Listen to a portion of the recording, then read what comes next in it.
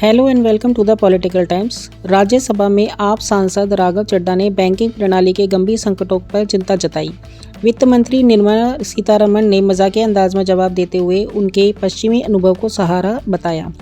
चड्ढा ने ब्याज दरें और बैंकिंग धोखाधड़ी पर मुख्य रूप से ध्यान आकर्षित किया। आगे बढ़ने से पहले आपसे उम्मीद है कि आप वीडियो को लाइक करेंगे और चैनल को सब्सक्राइब करेंगे।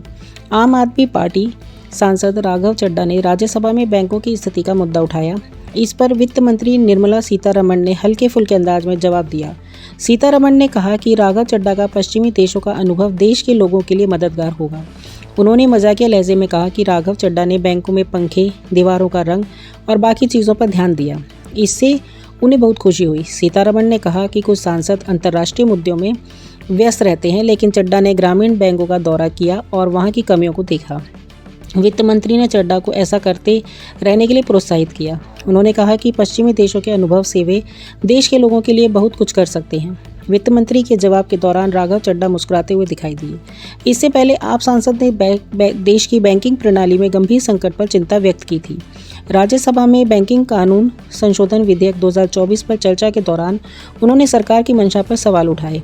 उन्होंने कहा कि यह विधेयक जनता की उम्मीदों पर खरा नहीं उतरता है। यह बिल सिर्फ प्रक्रियात्मक सुधारों तक सीमित है और इससे उन जमीनी मुद्दों को छुआ तक नहीं गया है जिससे आम नागरिक रोजाना दो चार हो रहा है। राज्यसभा ने अपनी बात रखते हुए चड्ढा ने कहा कि आम आदमी की बचत से लेकर किसानों के कर्ज, युवाओं की शिक्षा से लेकर बुजुर्गों की पेंशन तक बैंकिंग व्यवस्था हर नागरिक की ज़िंदगी से जुड़ी हुई है। लेकिन हालात ये हैं कि बैंकिंग धोखाधड़ी, लोन रिकवरी की समस्याएं और कर्मचारियों पर बढ़ते दबाव के चलते यह समस्या आम आदमी का भरोसा खो रही है। आज हालात ऐसे हैं कि लोग बैंकों पर भरोसा करने से डरने लगे हैं। उन्होंने कहा कि आज देश में होम लोन की ब्याज दरें 8.5% से 9% और एजुकेशन लोन की दरें 13% तक पहुंच चुकी हैं। इससे युवाओं के लिए घर खरीदना तो दूर, पढ़ाई करना तक भारी हो गया है। छात्र अभी कमाई शुरू भी नहीं कर पाते हैं कि वे कर्ज में डूब जाते हैं।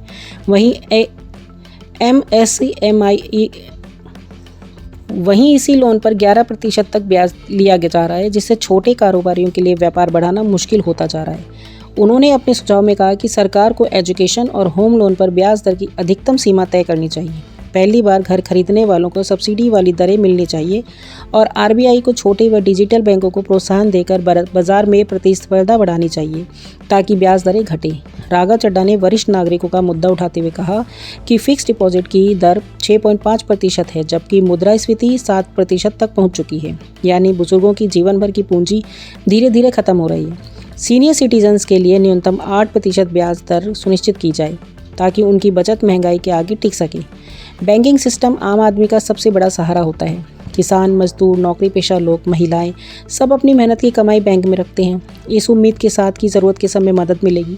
लेकिन अब यह भरोसा डगमगा रहा है। उन्होंने कहा कि अगर बैंक न होता तो किसान अपना पेट काटकर, पशुओं का दूध बेचकर बच्चों की पढ़ाई के लिए पैसे कहाँ जमा करता। बैंकों की वजह से ही देश के नागरिकों को यह भरोसा रहता है कि खून पसीने की कमाई गाढ़े वक्त में काम आएगी। आज बैंकिंग प्रणाली की गिरती विश्वसनीयता और पारदर्शिता की कमी से लोगों को असुरक्षित बना दिया है। आपके इसके बारे में क्या विचार हैं, कमेंट में ज़रूर बताइए और लाइक, सब्सक्राइब और शेयर करना ना भूलें। Bye, take care.